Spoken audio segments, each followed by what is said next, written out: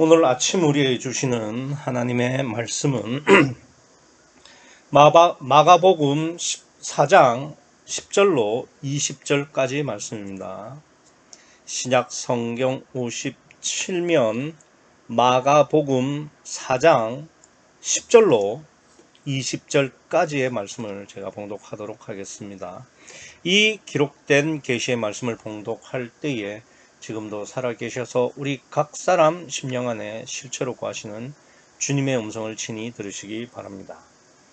예수께서 홀로 계실 때에 함께한 사람들이 12 제자로 더불어 그 비유들을 묻자오니 이르시되 하나님 나라의 비밀을 너희에게는 주었으나 외인에게는 모든 것을 비유로 하나니 이는 저희로 보기는 보아도 알지 못하며 듣기는 들어도 깨닫지 못하게 하여 돌이켜 죄 사함을 얻지 못하게 하려 함이니라 하시고 또 가라사대 너희가 이 비유를 알지 못할진대 어떻게 모든 비유를 알겠느뇨. 뿌리는 자는 말씀을 뿌리는 것이라. 말씀이 길가에 뿌리웠다는 것은 이들이니 곧 말씀을 들었을 때에 사단이 즉시 와서 저희에게 뿌리운 말씀을 빼앗는 것이요. 또 이와 같이 돌밭에 뿌리웠다는 것은 이들이니 곧 말씀을 들을 때에 즉시 기쁨으로 받으나 그 속에 뿌리가 없어 잠깐 견디다가 말씀을 인하여 환난이나 핍박이 일어나는 때에는 곧 넘어지는 자요. 또 어떤 이는 가시떨기에 뿌리우는 자니 이들은 말씀을 듣되 세상의 염려와 재리의 유혹과 기타 욕심이 들어와 말씀을 막아 결실치 못하게 되는 자요. 좋은 땅에 뿌리웠다는 것은 곧 말씀을 듣고 받아 30배와 60배와 100배의 결실을 하는 자니라. 아멘. 원래 비유라는 게 이해하기 어려운 것을 이해를 쉽게 하려고 하는 거죠. 그런데 12절을 보시면 예수님께서 저희로 보기는 보아도 알지 못하며 듣기는 들어도 깨닫지 못하게 하려 한다. 그러니까 비유를 하는 이유가 더 모르게 하기 위해서 비유를 하신다. 이렇게 말씀을 하시는 겁니다. 그래서 어떻게 보면 빈익빈 부익부죠. 그러니까 비유를 깨달으면 더 천국 복음을 깊이 알게 되고 또 더 잘 알게 되고, 그런데 비유를 깨닫지 못하면 깜깜하죠. 점점 더 미궁에 빠지는 겁니다. 그러니까 이제 비유를 알고 모르고의 문제가 예수님의 하신 그 비유 말씀을 내가 알거나 아니면 모르거나 뭐 이런 문제가 생기게 된다는 말씀이 되는 거죠. 그런데 예수님이 하신 비유, 뭐 예컨대 그 앞에 씨 뿌리는 비유가 있었잖아요. 그 씨 뿌리는 비유를 예수님께서 하셨는데 그 비유를 알거나 모르거나 이런 문제로 말씀하시는 것이 아니라 12절 끝에 보면 이렇게 말씀하세요. 돌이켜 죄사함을 얻지 못하게 하려 합니다. 그러니까 비유를 그냥 단순히 안다, 모른다, 깨닫는다, 깨닫지 못한다 이런 문제가 아니라 죄사함을 받느냐, 받지 못하느냐의 문제로 연결시키고 있는 거죠. 그러니까 굉장히 이게 심각한 문제가 되는 겁니다. 우리가 비유를 읽었을 때, 들었을 때 그거를 알지 못할 수 있잖아요. 실제로 제자들도, 그러니까 많은 사람들과 제자들이 몰라서 예수님한테 그 비유를 묻는 이유는 그거 이해를 못했기 때문이 아니겠습니까? 그러니까 그럴 수 있는데, 그러니까 예수님은 그거를 그 비유를 깨닫지 못하고 알지 못하는 것을 그냥 단순히 알고 모르고의 문제가 아니라 제사함까지 연결시켰다 이 말입니다. 저는 이 점이 좀 이해가 안 됐어요. 아니 비유를 알 수도 있고 모를 수도 있는 거지 그게 꼭 죄사함으로 연결을 시켜야 하나? 그리고 만약에 이 비유가 정말 깨닫고 아는 것과 뭐 깨닫지 못하고 모르는 것에 따라서 죄사함을 받느냐 받지 못하느냐의 문제까지 간다면 아니 예수님은 이 비유를 사람들이 들으면 이해를 할 수 있게 가장 쉽게 비유를 들으셔야 되는 거 아닙니까? 그런데 오늘 본문의 10절에 보시면은 그러니까 뭐 함께한 사람들 뿐만 아니라 12제자도 이 비유를 몰라서 예수님한테 물으러 온 거예요. 그러면 이게 무슨 말이 되는 겁니까? 일부러 알 수 없도록 비유를 어렵게 드셔놓고서는 너 깨닫지 못했어? 알지 못했어? 그럼 너 제사함 못 받은 거야. 이게 무슨 놀부심 겁니까? 그러니까 신학자들은 이 부분을 뭐 성경의 신약의 뭐 최고 난해 구절 중에 하나로 꼽습니다. 실제로. 왜냐면은 아니 비유를 드셨으면은 그 비유를 듣고 깨닫든지 못 깨닫든지 할 건데 일단은 그러면은 깨닫고 못 깨닫는 문제면 뭐 가르쳐 주면 되는 거잖아요. 그죠? 모르면 깨닫지를 못하고 알지 못하면 그냥 뭐 가르쳐 주시면 되죠. 그런데 이거를 대뜸 죄사함으로 연결시켰어요. 그럼 죄사함 그러니까 비유를 듣고 깨닫지 못하면 죄사함을 받지 못한다면은 아니 사랑의 예수님이시라면서요. 그러면 쉽게 다 알게 누구나 알 수 있는 그러한 비유를 드셔야 맞는 거지. 아니 제자들조차 몰라서 예수님한테 와서 그게 무슨 뜻이냐고 묻는 정도의 비유면 그러니까 거기 모인 사람들 다 지옥 가라는 이야기입니까?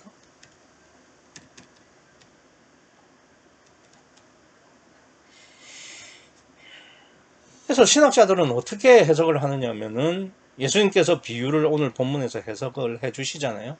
해석과 해설을 해 주시는데 이 해석과 해설을 듣고도 마음을 돌이켜서 마음의 변화를 일으키지 않으면 행동을 바꾸지 않으면 지옥 간다, 제사함을 얻는다 이렇게 해석을 하는 겁니다. 근데 그 해석과 해설이 전혀 맞지 않는 이유는 지금 예수님께서 해설을 다 해주신 다음에 그 다음에 이제 12절에 깨닫지 못하면 뭐 알지 못하면 네가 변화하지 않으면 그럼 제사함 못 받는다 이렇게 하면은 신학자들의 말이 맞죠. 근데 해석을 해 주시기 전에 이미 야 니네들 그거 깨닫지 못했어? 알지 못했어? 그럼 제사함 못 받는 거야 이렇게 말하니까 그 이야기는 아니라 이 말입니다.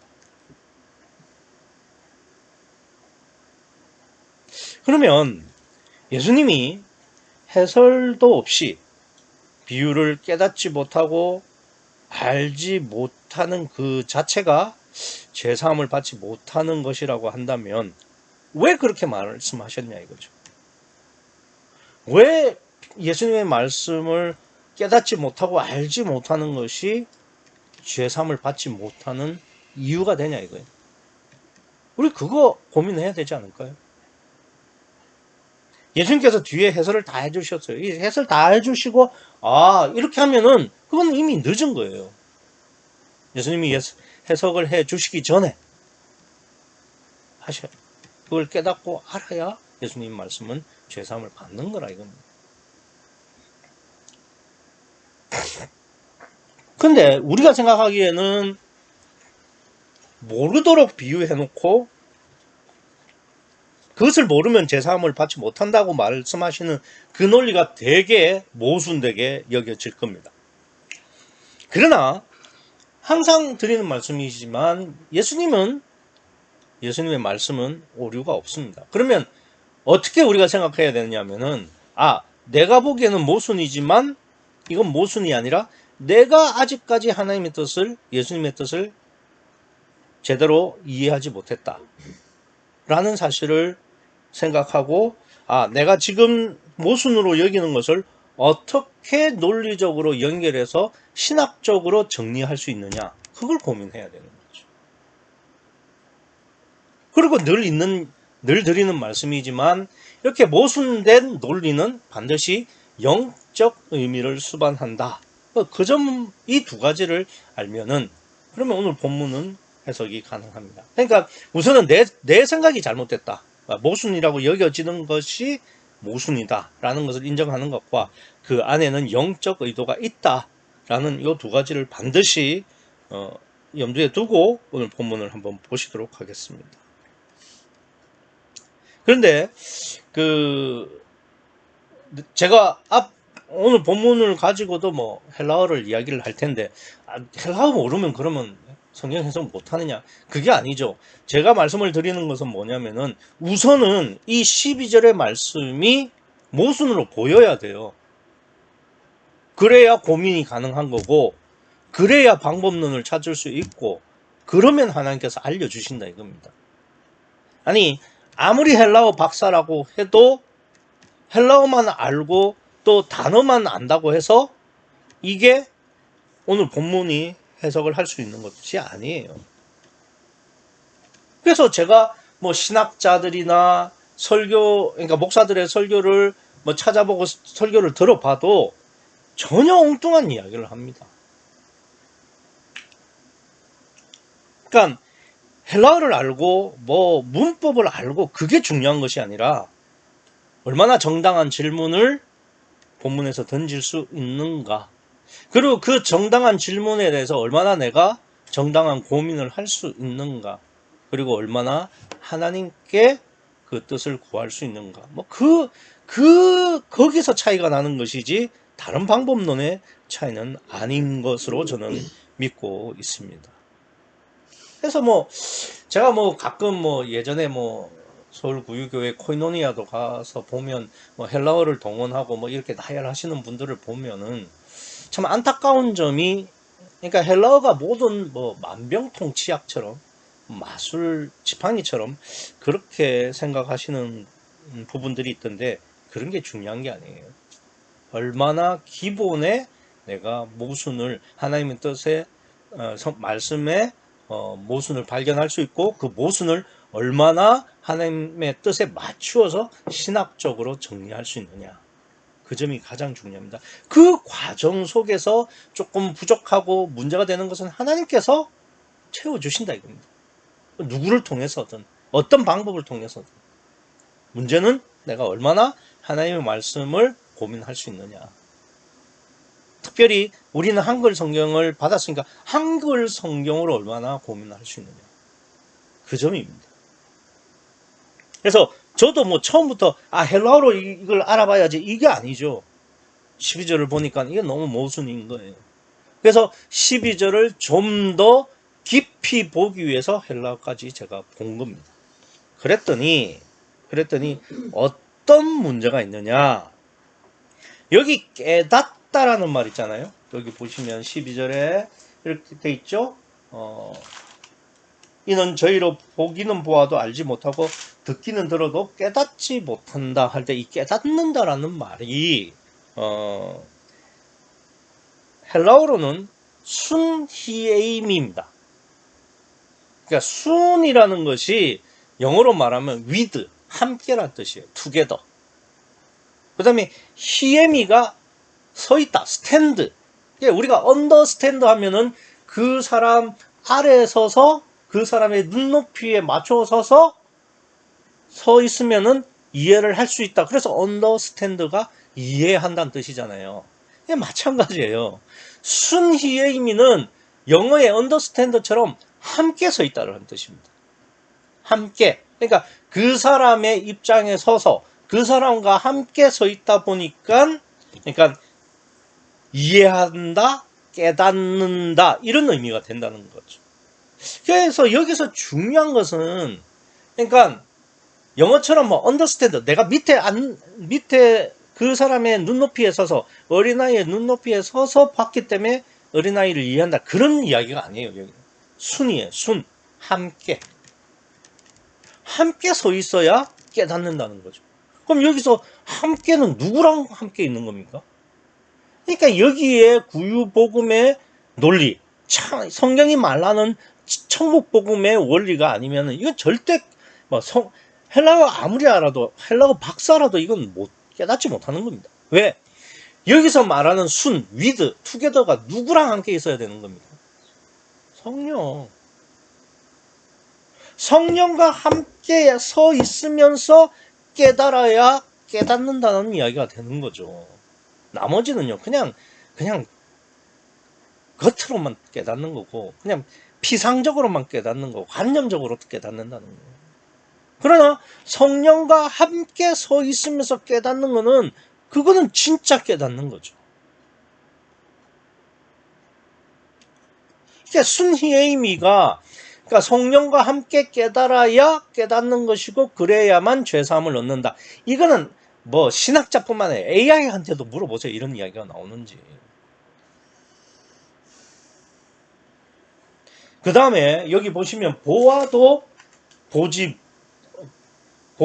알지 못하며 할 때 이 안다라는 말이 호라옵니다. 그러니까 본다라는 말, 보고 안다는 말, 보고서 깨닫는다는 말이 헬라어의 대표적인 단어가 오이다라는 단어가 있고, 기노스코라는 단어도 있고, 호라오라는 단어도 있어요. 그런데 이 오이다는 항상 이성적인 분별, 그러니까 육적 눈으로 보고 육적 이성으로 판단하는 할 때는 오이다를 씁니다. 근데 기노스코는 양분인데요. 오이다처럼 이성적인 분별을 할 때도 기노스코를 쓰고, 이 성령으로 분별할 때, 영적 분별을 할 때도 기노스코를 씁니다. 그래서 예수님 출생하실 때 요셉이 마리아와 동침치 아니었다 할 때도 기노스코입니다. 그 기노스코는 풀날리지, 그러니까 영적으로 안다는 의미가 되죠. 대신 그냥 안다라고 말을 할 때도 기노스코를 씁니다. 그러니까 기노스코는 문맥에 따라서 봐야 되죠. 근데 이 호라오는 항상 성령과 함께 있을 때만 씁니다. 성령으로 볼 때 깨닫는다. 그래서 우리가 블레포라는 말도 본다는 말이잖아요. 근데 예수님은 어떻게 보십니까? 엔 블레포, 그 속을 보시는 거죠. 그럴 때가 이 호라오입니다. 우리는 엔 블레포 안 되죠. 왜냐하면 예수님이 아니니까. 그런데 이 호라오가, 그러니까 성령과 더불어 본다라고 할 때 이 호라오를 쓴다고 했는데, 가장 대표적인 예가 요한복음 1장 36절에 예수님 와 보라 하고 할 때 그 와 보라가 호라오입니다. 와서 보라 이거예요. 근데 와서 보면은 그건 그러니까 육적 눈으로 봐서는 도저히 예수님을 메시아로 알 수 없다 이거예요. 다만 성령이 역사하셔서 예수님을 보면은 메시아로 보인다 이거예요. 그리고 요한복음 14장 9절에 나를 본 자는 아버지를 보았건을 할 때도 호라오를 씁니다. 마태복음 2장 2절에 동방박사가 별을 보고 이렇게 예루살렘으로 갔다가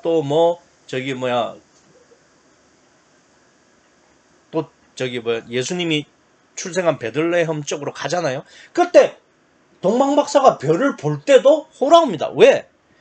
동방박사의 눈에만 보이는 거예요. 왜? 성령이 역사했기 때문에.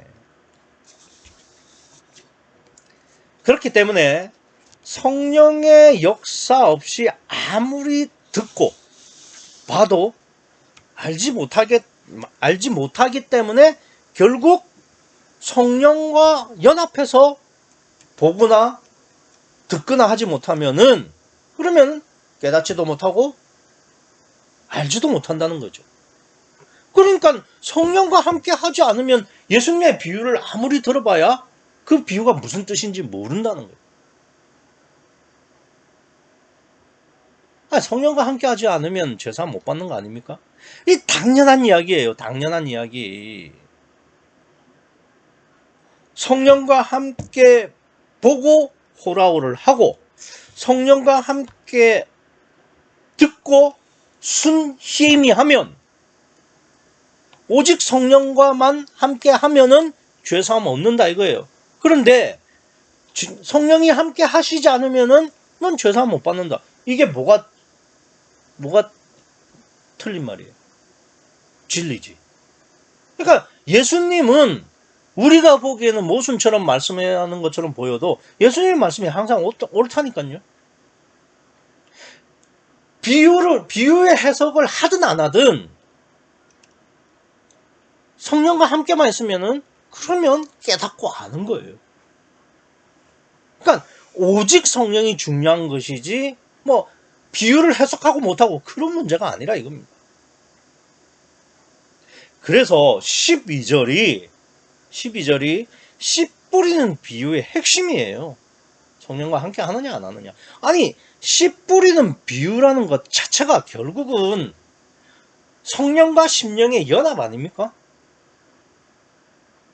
그러니까 호라오, 순예임이 성령과 함께 있을 때만 볼 수 있고 깨달을 수 있고 알 수 있다.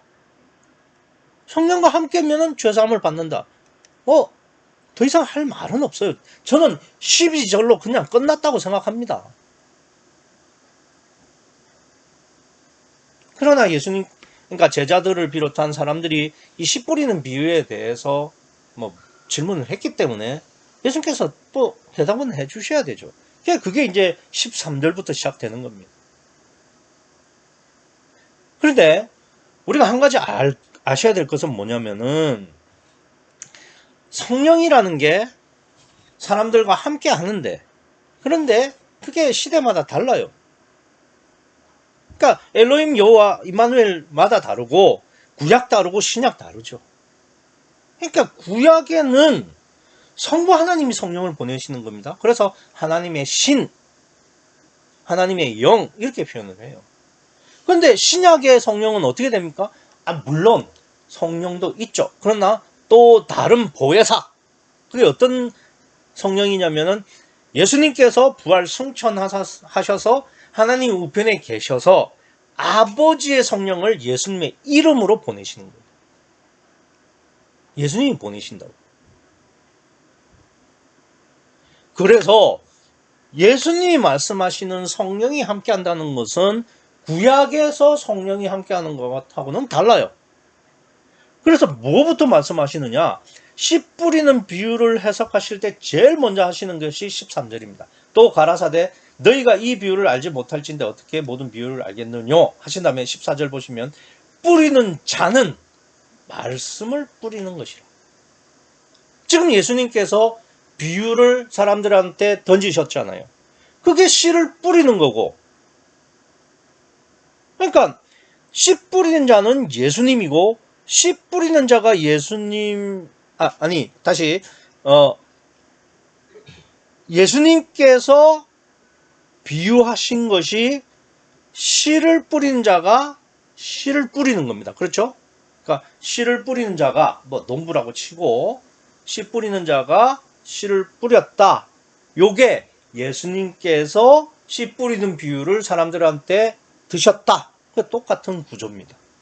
그래서 우선은 씨 뿌리는 자는 예수님이라 이겁니다. 왜 예수님이냐? 금방 예수님께서 씨 뿌리는 비유를 사람들에게 하셨잖아요. 그게 씨 뿌리는 자가 씨를 뿌리는 것이나 예수님께서 씨 뿌리는 비유로 사람들에게 드신 것이나 똑같다 이겁니다. 그래서 예수님께서 여기서 14절에 뿌리는 자는 씨를 뿌리는 건데 그 씨가 결국은 말씀이다 라고 말씀을 하셨죠. 그러니까 뭐 여기서의 말씀은 로고스고, 그래서 예수님은 사람들에게 비유가 된 로고스를 뿌리셨죠. 그게 씨 뿌리는 자가 씨를 뿌리는 것이나 예수님이 로고스를 사람들에게 뿌린 것이나 똑같은 거죠. 그러면 이 로고스의 실제 내용이 뭐냐 이거예요. 뭐 말씀인데 그 말씀이 로고스의 실제 내용이 뭐냐? 그러니까 이게 실제 내용을 보니까 4개의 밭이죠. 4개의 밭에 씨가 뿌려지는 것인데 그 씨가 뿌려져서 뭐 결실치 못하는 게 3개의 땅이고 결실하는 땅이 이제 마지막 좋은 땅. 결국은 뭐냐? 성령과 심령의 연합. 그러니까 여기서 말씀하시는 씨 뿌리는 자의 씨는 예수님이 던지신 로고스는 성령이 되는 겁니다. 그러니까 사람들에게 성령을 던지신 거죠. 그게 이제 예수님께서 부활 승천하셔서 성부 하나님 우편에 계시면서 보내시는 보혜사라 이 말입니다. 그런데 그 보혜사가 심령과 연합해서 결실을 이루는 땅은 내 땅 중에서 유일하게 좋은 땅만 연합해서 결실을 얻는다. 그 심령만이 예수님이 말씀하신 죄 사함을 받는 심령이다. 이렇게 말씀하신 거예요. 그래서 12절에 그러니까 이게 보아도 알지 못하고 들어도 깨닫지 못하는 자는 죄사함을 얻지 못한다라는 말이 앞에 세 땅에 해당하고, 보고 알고 듣고 깨달아서 죄사함을 받은 심령이 좋은 땅이 되는 겁니다.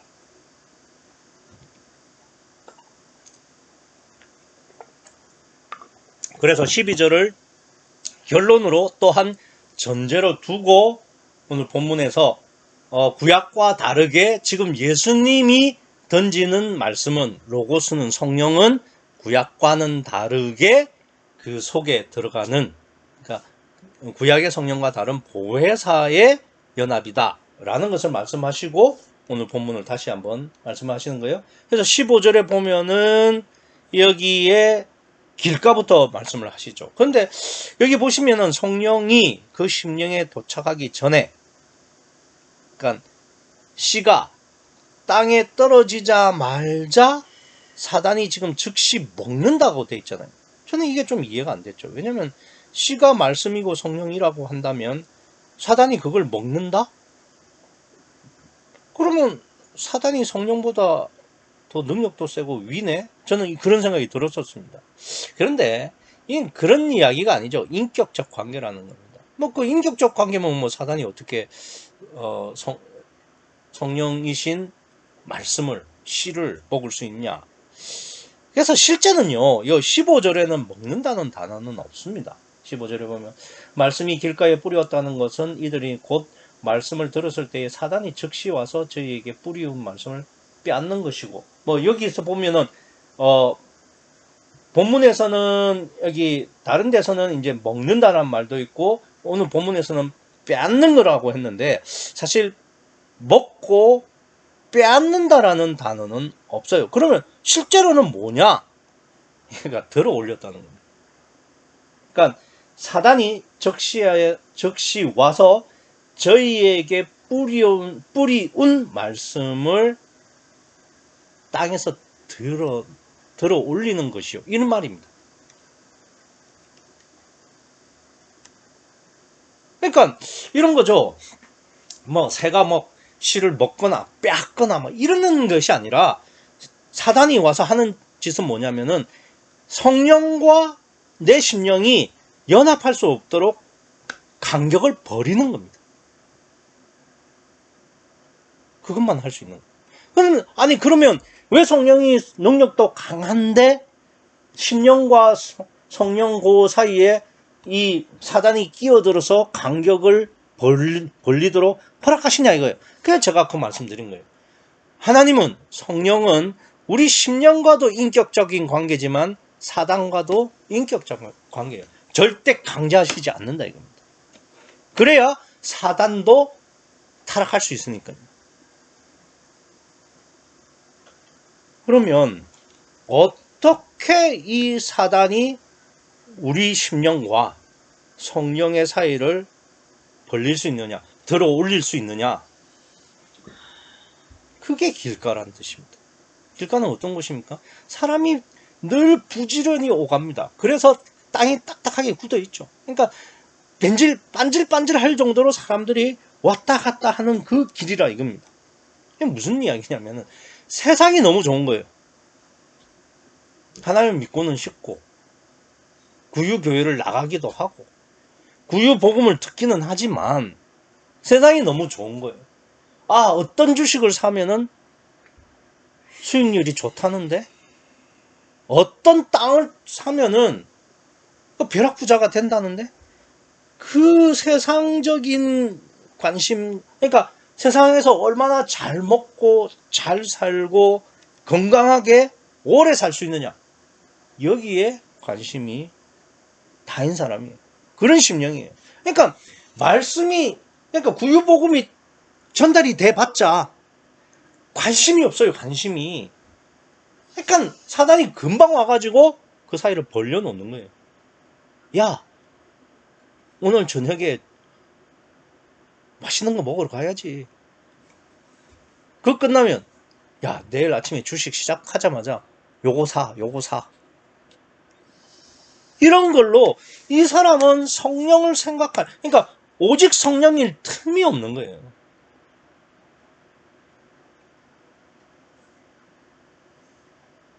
그래서 늘 관심이 세상에만 있는 겁니다.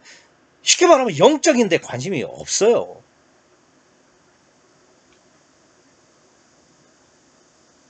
참 무늬만 그리스도인이다, 교인이다, 이 말이죠. 그 다음 돌밭은 정반대의 사람입니다. 이 사람은 영적인 관심으로만 세상을 살아가요. 그래서 참 복음이다 싶으면은 금방 기쁨으로 받는다는 겁니다. 그러니까 심령 자체는 굉장히 좋죠. 그런데 광신도들처럼 이게 영적이다 판단이 되면 자신의 모든 것을 올인하는 겁니다.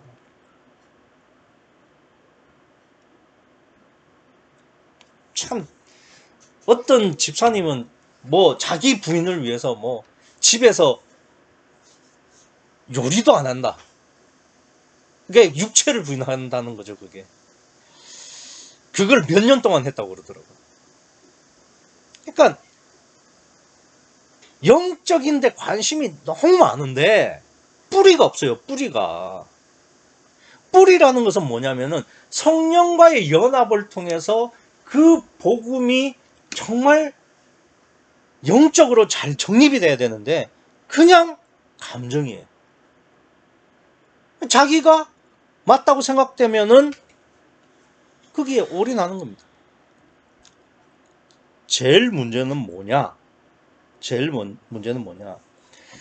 자기 부인 때가 오면, 오늘 본문에서는 뭐라고 되어 있냐면은 17절에 그 속에 뿌리가 없어 잠깐 견디다가 말씀을 인하여 환난이나 핍박이 일어날 때에는 곧 넘어지는 자요. 그러니까 자기 부인의 때가 오면은 스칸달론 된다는 거예요.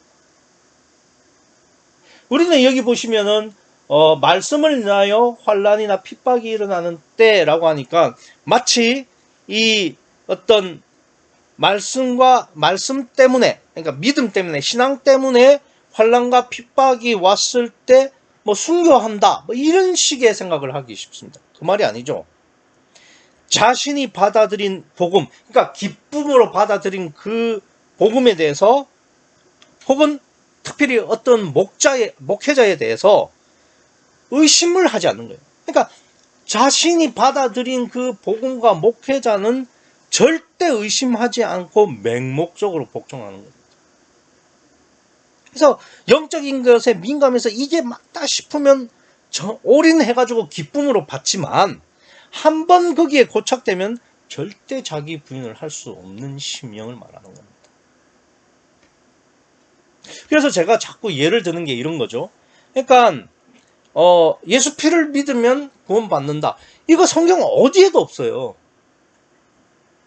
성경 어디에도 없는데 교회를 다니는 사람들마다 여기에 저는 부정하거나 여기에 이의를 제기하는 사람을 본 적이 없어요. 요즘은 뭐 영에 워낙 관심들이 없어서, 그러니까 예수 피를 믿는 것으로 구원받는다라는 것을 동의하는 것도 참 쉽지 않은 거죠. 그런데 이제 거기에 한번 딱 고착이 되면은 누가 뭐라고 해도 절대 안 바꿉니다. 말씀 때문에. 그러니까 구유복음이 있으니까 이 구유복음과 비교해봐라. 야, 너 구유복음과 네가 알고 있는 피복음 중에서 어떤 게 진짜 맞는지 한번 비교해봐라.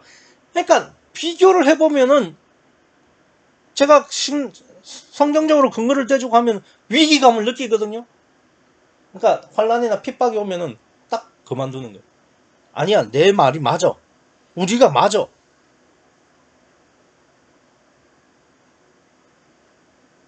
그러니까 다른 복음을 생각하지 않는 것이 뭐 복음의 지조가 있는 것처럼 보일 수는 있어도 영적으로는 자기 부인이 불가능한 스칸달론의 심령이다 이 말입니다.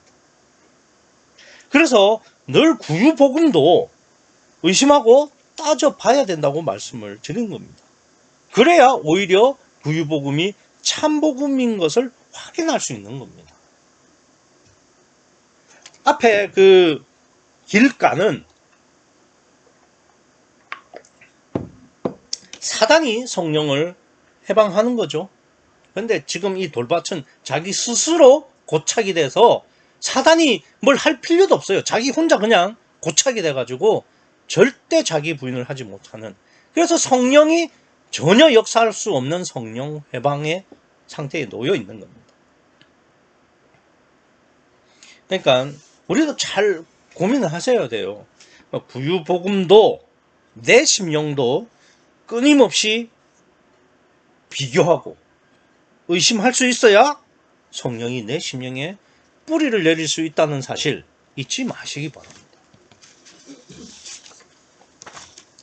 그 다음은 가시밭인데요. 이 가시밭이 가장 문제이기도 하면서 동시에 어쩌면 성령과 가장 가까이에 있는 심령이기는 합니다. 왜냐하면 가시가 자란다라는 말은 이 좋은 땅처럼 일단은 좋은 땅입니다. 좋은 땅. 그러니까 식물이 자랄 수 있는 그런 땅이라는 이야기가 되겠죠. 그런데 열매가 자라지 않고 가시가 자라니까 문제가 되는 겁니다. 제가 지난주에 이 가시밭을 양다리 신앙이라고 했습니다. 그러니까 곡식과 가시가, 뭐 이 가시는 제가 지난주에 말씀드렸지만 이제 잡초입니다. 그러니까 곡식과 잡초가 같이 자라는 양다리 신앙인데, 그런데 이 곡식과 잡초가 같이 자라면 같이 자라는 게 아니에요. 왜냐하면 이 잡초는 곡식보다 훨씬 빨리 자라요. 그렇기 때문에 물과 양분을 거의 독차지합니다. 그래서 곡식은 제대로 자라지 못하고 비실비실 거리는 거예요. 발육 상태가 굉장히 안 좋습니다. 그런데 이 곡식이, 그러니까 그 씨앗에 있는 양분으로 어찌어찌 싹은 트고 떡잎이 났다고 쳐도 그 다음 문제가 있어요. 19절을 보시면 이렇게 돼 있죠. 또 어떤 이는 가시 떨기에 뿌리우는 자니 이들은 말씀을 듣되 세상의 염려와 죄리의 유혹과 기타 욕심이 들어와 말씀을 막아 결실치 못하게 되는 자요. 여기서 막는다라는 말이 있습니다. 막는다는 말. 이 단어가 푸니라는 단어인데 원래는 목을 조른다는 뜻이죠. 그러니까 질식하게 만드는 거예요. 마태복음에 보면 1만 달란트 빚진 자가 탕감을 받은 후에 자기한테 100데나리온 빚진 자의 목을 잡고 갚으라고 강요하는 내용이 나옵니다. 여기서 목을 잡는다라는 말이 오늘 본문에 막는다라는 말과 같은 푼이라는 단어예요. 그런데 이 마태복음에서는 목을 잡았다고 번역이 되어 있지만 원래는 이 목을 조르고 질식시킨다는 뜻입니다. 그러니까 이런 이야기가 되겠죠. 지금 이 마태복음에 1만 달란트면 우리나라 돈으로 몇십조입니다. 그 몇십조 탕감 받은 사람이 100데나리온 한 800만 원 정도, 한 1000만 원 정도 되는 돈을 자기한테 빚진 자를, 그러니까 목을 조르면서 갚을 거야 안 갚을 거야 이렇게 악랄한 짓을 했다는 거죠. 자기는 한 조 단위의 그 빚을 탕감받았으면서. 그러니까 이 악독한 사람이 되는 건데, 지금 여기 이 가시가, 잡초가 곡식을 이렇게 막는다라는 것은 그 곡식의 숨통을 완전히 조으면서 질식시킨다는 겁니다. 다른 복음서에는 질식시켰다는 말이 나와요. 그런데 여기서 질식을 시킨다는 것이 실질적으로는 어떤 의미가 되는 거냐면은, 여기 보시면은 어릴 때는 물과 양분을 독차지해서 이 잡초가 더 빨리 자랍니다. 더 빨리 자라다 보니까 잎이 커져요. 그러니까 잎이 커지면은 햇빛을 막습니다.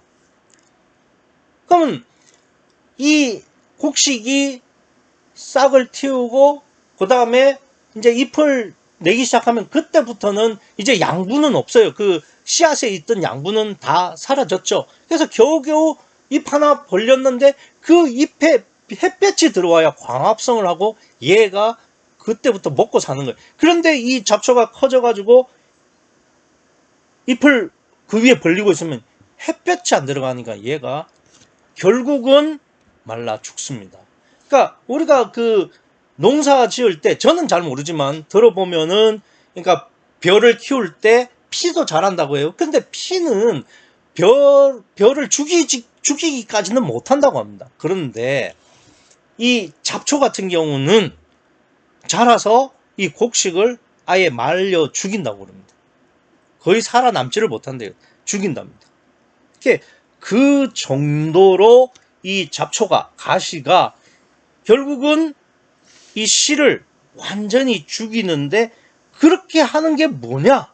그러니까 우리의 심령이 성령만 바라보고 성령과 연합을 해서 30배, 60배, 100배의 결실을 거두어야 하는데, 그러지 못하고 그냥 말라 죽는 게 어떤 문제이기 때문에 그러는 거냐? 이 말씀하시잖아요. 19절에 세상의 염려, 그 다음에 재리의 유혹, 그리고 기타 욕심이라는 겁니다.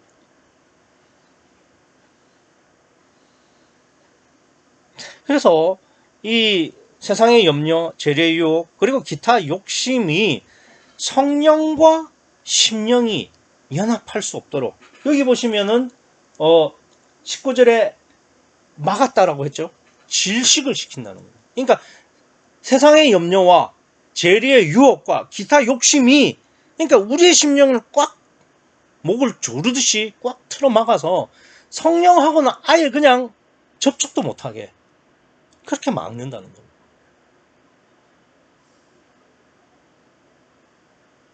그러니까 이 가시밭이 굉장히 어려운 문제가 되는 거죠. 왜냐하면 성령으로 거듭나기 위해서는 반드시 육체를 포기하고 자기를 부인해야 되는 문제가 있지만, 그러나 육체를 입은 인간은 육체를 버릴 수는 없잖아요. 밥도 먹어야 되고 최소한의 돈도 필요하게 되어 있죠. 그러니까 육체를 버릴 수 없기 때문에 육체를 입을 수밖에 없고, 육체를 입고 있으면 세상의 염려와 재리의 유혹은 반드시 따라올 수밖에 없는 것이 육신의 삶입니다.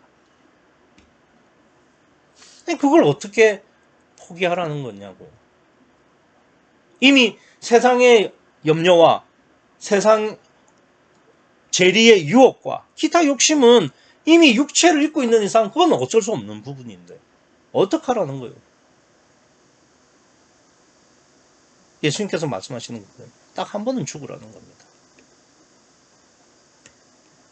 딱 한 번만 하나님만 바라고 죽을 수 있어야 성령과 연합을 할 수 있다는 거죠. 그런데 우리는 그걸 못해요. 왜? 세상의 염려 때문에, 죄의 유혹 때문에, 기타 욕심 때문에. 그러니까 그 한 번을 못하기 때문에 결국은 말라 죽는다 이겁니다. 말라 죽기 전에 한 번은 그냥 다 포기하고 온전히 내가 그러니까 성령만 바라보고 하나님만 바라보고 죽을 수 있어야 되는데 그걸 못하는 거죠.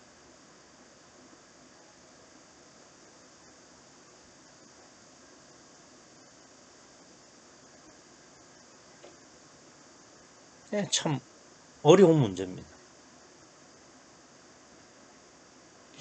이에 비해서 그 20절에 좋은 땅은 아주 심플합니다.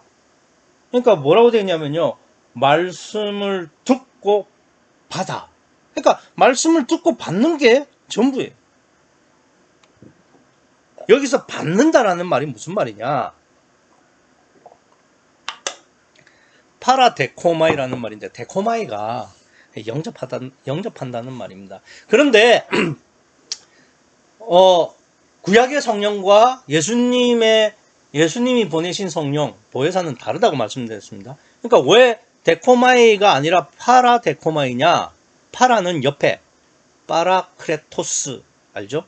그러니까 보혜사가 파라크레토스인데, 파라크레토스가 무슨 말이냐면은 우리의 심령 옆에서 완전히 하나가 되어서 도와주시는 분, 함께 하시는 분, 이런 뜻입니다. 그러니까 파라데코마이라는 말은 영접을 했는데 어떻게 영접했냐면은 영접을 한 사람과 영접해서 들어오신 성령이 하나가 되어 있다.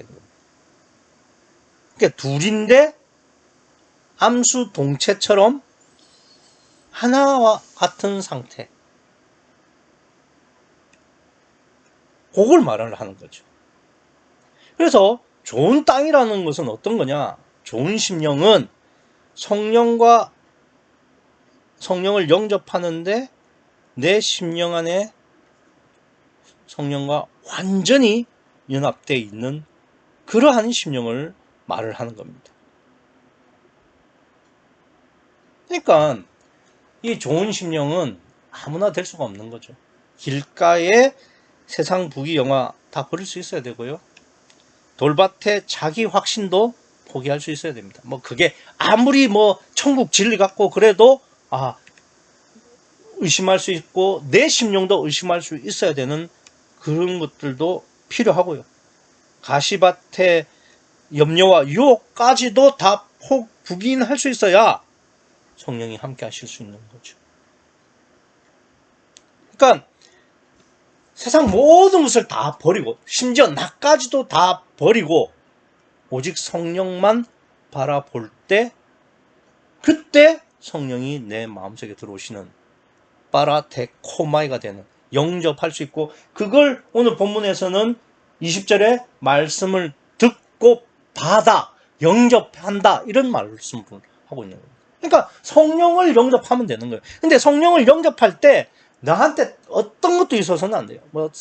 세상에 대한 유혹이나 나를 확신하는 확신이나 세상의 염려와 재리의 유혹도 다 포기해야 됩니다. 아무것도 없이 오직 주님, 오직 성령만으로 내 마음의 주인으로 영접해 드려야 30배, 60배, 100배의 결실을 얻을 수 있다는 것이 예수님의 해설입니다. 결국 핵심은 오직 성령이죠. 그래서 12절에 성령으로 함께 듣고 성령으로 함께 봐야 죄사함을 얻는다. 그냥 같은 이야기예요. 근데 이 오직 성령과 다르게 자꾸 다른 설명을 하는 사람, 그 복음, 그 문제입니다.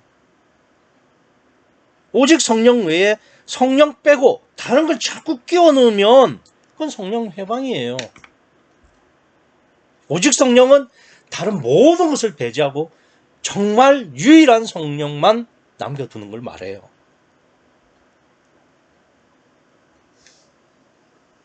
이렇게 오직 성령 외에 다른 것이 있는 사람을 예수님께서 뭐라고 하시느냐? 11절에 이렇게 말씀하시죠. 이르시되 하나님 나라의 비밀을 너희에게는 주었으나 외인에게는 모든 것을 비유로 한다. 그러니까 이 외인은 무슨 이방인을 뜻하는 게 아니에요. 성령 밖에 있는 사람. 성령과 연합하지 못한 사람. 오직 성령이 아닌 사람은 다 외인입니다. 이 사람은 결단코 천국에 들어갈 수 없고 죄사함을 얻지 못합니다. 오직 성령과 연합하는 심령만이 좋은 땅이 되는 거고 30배, 60배, 100배의 결실을 얻어 구원과 성숙을 이루어가는 심령이다 이거죠.